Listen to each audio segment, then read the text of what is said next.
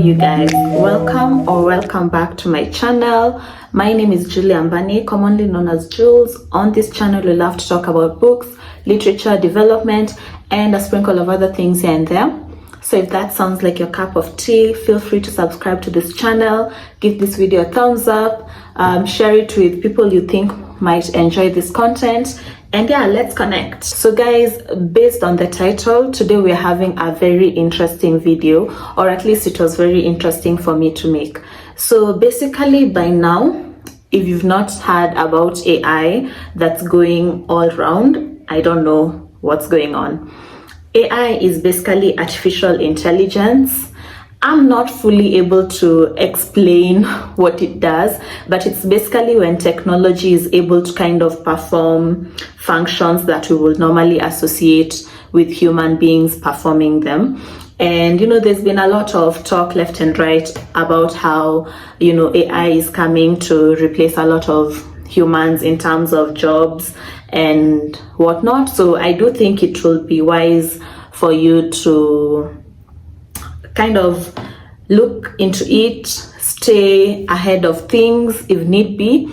But yeah, that's basically AI. I mean, you could go read more about it for a more rounded explanation. I'm not the best at that, but yeah, basically I've been seeing videos of people asking AI to tell them what to do for the day, asking AI what they think about so and so or something or the other. So I decided, why not ask AI something book related? So I was asking a few random questions to AI, and I think I'll do maybe 2 or 3 videos with AI being the feature. But the one that really tickled me was I asked AI what are the most hated books, and they gave me the top 10 most hated books apparently, and we're going to discuss them. This was a very interesting list for me. So before we begin, I have my notebook here with some notes that I took down from the responses I got from Chat GPT, which is the open AI that I used. And yeah, let's start. In number 10, we have The Girl on the Train by Paula Hawkins. Now, I'm a bit surprised that this book is on this list, considering this was a very successful book. A movie has been made of it, and they think there's even a spin-off movie done by Indians from the same book. I'm going to admit it's one of those books where I preferred the movie to the book, simply because I felt the pacing in the book was a bit slow. Like, I kind of wanted to know what's going to happen, but it wasn't happening fast enough for me.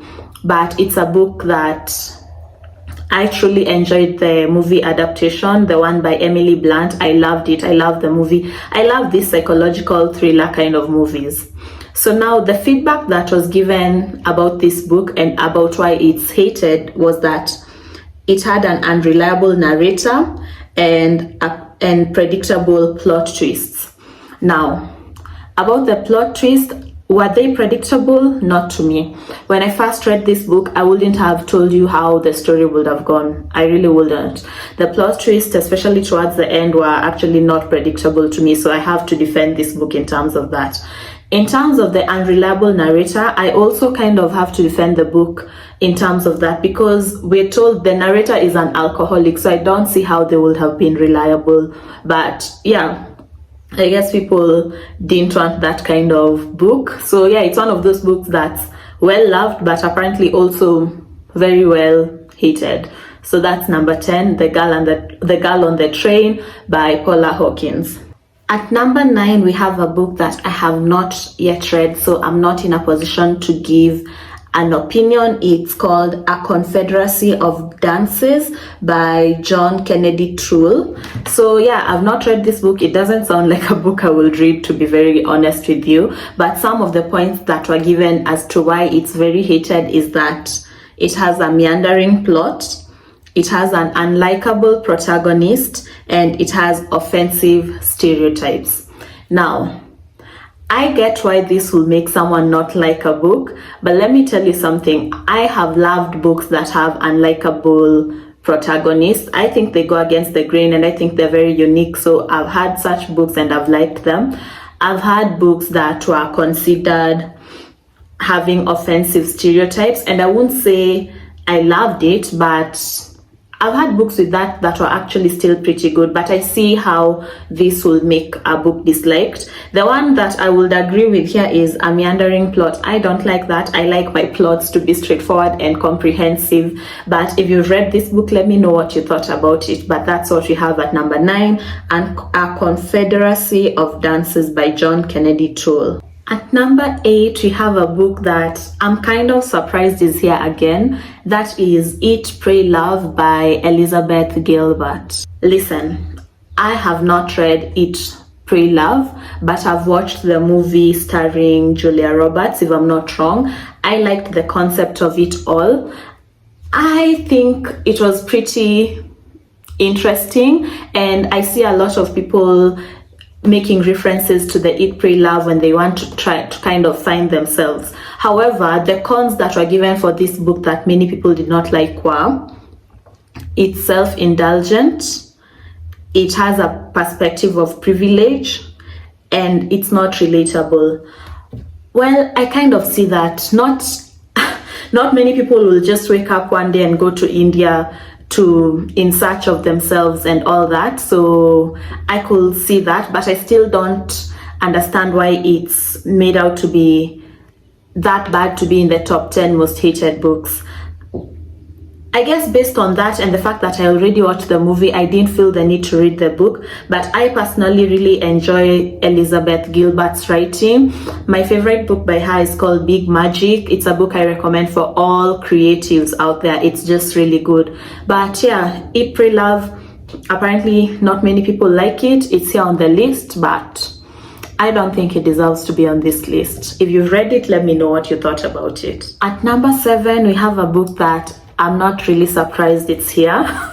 I'm going to be honest and say I too have judged this book based on people's negative reviews, and I've never read it for that reason. So we have The Alchemist by Paulo Coelho. I hope that's how we pronounce that name. The feedback given about this book is that it's simplistic and repetitive in its writing style, and it is perceived to have a shallow message. I don't know what this book is about. I really, truly don't know what it's about. But it has so many negative reviews that I've just decided it's one of those books that I'll never read. However, the funny thing is, there's a time I was talking to someone I actually respect and look up to, and I asked them like if they could read only 5 books for the rest of their lives, or if they could advise someone to choose 5 books to read, which ones would they be? And The Alchemist was one of the 5. At that point, it intrigued me a bit, and I was like, maybe I could give it a try, but no, I'm not too intrigued to actually pick it up and read it. But yeah, that's The Alchemist by Paulo Coelho. If you've read it, I don't know, could you tell us like what it's about? Because I don't know what the fuss about this author is, but particularly this book, and I don't think I'd ever want to experiment to find out what it's about. But that's what we have at number 7. At number 6, we have a book again that I have not read. It's called The Lovely Bones by Alice Sebold. And the main complaint about this book was how it handled sensitive issues. So basically it's about a daughter who died and was kind of observing their family from another life, something along that line. I really don't have much to say about it since I've not read it. I'm kind of intrigued. I read the synopsis of this book and I'm a bit intrigued. Like, I would like to read the book, but it's not on my priority to do list right now. But yeah, in case you've read that, let me know. But it's holding the spot at number 6 of the most hated books so far. At number 5, we have yet another book that I've not read. This is Atlas Shrugged by Ayn Rand. And some of the critiques it got is that it feels too preachy, it's too long, and there's lack of nuanced characters. Well, I wouldn't know what to say about that, but I have something to say about books that are too long. I don't think books need to be this long, honestly, and this is coming from someone who loves fantasy books, which are generally very long, but at this point, I even feel fantasy books don't need to be that long. I don't think you need to overextend a storyline to make a book good. However, that's just my opinion. So if the book was long and maybe wasn't doing well, and they say it has lack of nuanced characters, I could see where that will be a problem. But again, I don't know, I've not read this book, so that's just an opinion that I have. But yeah, it somehow made it to top 5 of the most hated books in the world, apparently. So yeah. At number 4, we have The Catcher in the Rye by J.D. Salinger. This is a classic. I've seen many people read it. I don't enjoy classics, so I'll probably never read it. I know my friend Michelle is currently reading this book. People just don't like it. They say it's boring. Someone tell me what this book is about, because I doubt I'll ever read it to know what it's about. But yeah, that's The Catcher in the Rye by J.D. Salinger. Now, I'm so excited because now we're going to the top 3 most hated books, and I just feel some type of way about these books. I'm so excited to tell them. So number 3 is The Da Vinci Code by Dan Brown. I did not expect this book to be in the top 3 of hated books. I did not. I feel like this is a classic. People talk about it. People make reference to it all the time. It was adopted into a film, if I'm not wrong. Have I read it? No. But I know people really loved this book. But the critics it's getting is that it has historical inaccuracies, it has cliched writing, and it has formulaic plot structure. Like, you know, these stories that are written with the plot kind of having a formula. You just know this will happen after this and after this. I think the strongest critique here has to be the historical inaccuracies, and I think that's what made people feel some type of way about this book. Because I recently just watched the new documentary on Cleopatra, and then I went on Twitter to see what people were talking about, and everyone really hated that documentary, apparently because of inaccuracies in the historical representation of Cleopatra. Meanwhile, the rest of the documentary was very good. But I think if you're trying to do something that's based on actual facts, I think you really need to be careful about how you represent this data, because people will pick on that and they will not be happy. So yeah, apparently people are not happy about the Da Vinci Code, and yeah, it's top 3 of most hated books. Number 2, I'm not surprised at all. Can you guess? The Twilight Saga by Stephanie Meyer. Now, what I'll say about this series, I read it first when I was in high school. I was in love. I loved it. I really, really did. I loved the book. I was Team Edward. Oh my goodness. I was just like wishing I could get an Edward. Then I read it once again, immediately, like I was done with campus, like 2019, if I'm not wrong. And I was like, I don't know. I think it needs a particular age or mindset to enjoy the book, and I did enjoy it the first time I read it. Honestly, if I'm being 100% sincere, I've rewatched those movies a few times. They were recently added to Netflix. I watched all of them, and I don't know, maybe I'll even go watch them now that I'm talking about them. But I do see why people will hate this book. It was highly unrealistic. Okay, let me give you the reasons why people critiqued this. Unhealthy relationship. Yes. Lack of a strong female character. Agreed. Weakness in writing style. I don't know about that, but I mean, when you're young and don't know better, the Bella, Edward, even Jacob relationship is pretty cute and all that, but like, it is a bit unhealthy when you think about it. It's very comme ça. And we were even just discussing this just the other day in the book club meeting with Soila and Alia, and this is just one of those books that I feel like I can't hate on Twilight, because it did define a bit of my high school experience, but I do see where people come from. Like, it,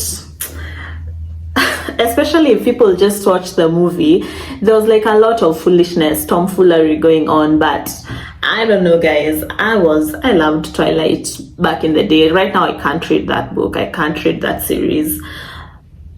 So I don't know. I could see why it's top 2. Guys, in the number 1 spot, can you try guessing this before I even say it? Drum rolls. 50 Shades of Grey. I vividly remember when 50 Shades of Grey came out, everyone was obsessed. Women all over made this book a bestseller. They say if you want your book to sell, just get women to read it. And honestly, I 100% agree. Women made 50 Shades of Grey a bestseller. I remember by the time I first got like a copy of this book was around 2013. I had just finished high school. I was living with my mom. At that time, we were living in an isolated kind of area. Like the area was not well developed, so there wasn't much to do. I wasn't near my friends. I spent most of my time reading. And I remember reading this series day and night. I was like, what? This is so interesting. I want a Christian Grey in my life. He can defend me. He's a billionaire. Guys. And then my best friend and I read this book in 2018 again, High Faith, and we were reading it, pausing and discussing. We're like, do you see like if this is normal? Did you see this? Like when you read it now with like an older mindset, or I don't know if it's just us, we were seeing like a lot of psychological issues, a lot of mommy issues, dysfunction. Honestly, everyone needed to be in therapy in this book. Everyone needed to run quickly to therapy. Anna, how she put up with Christian is beyond me. But basically, these are the critiques it got. Toxic relationship. Yes. Very toxic and unhealthy relationship. Honestly, like, I don't even understand how this was sold as a love story, but lack of depth in terms of characters and plot.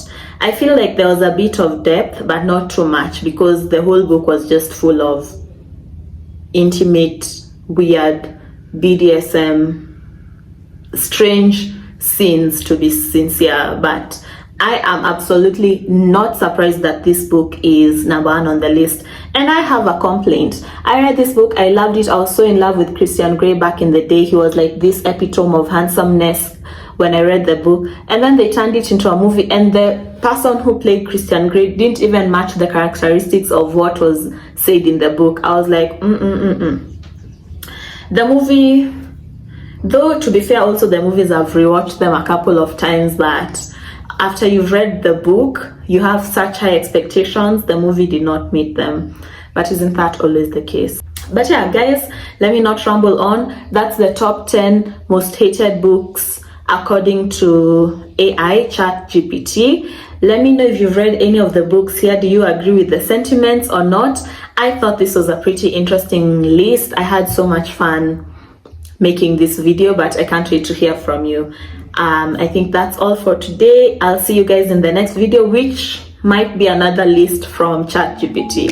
So see you guys. Thanks for watching. Bye.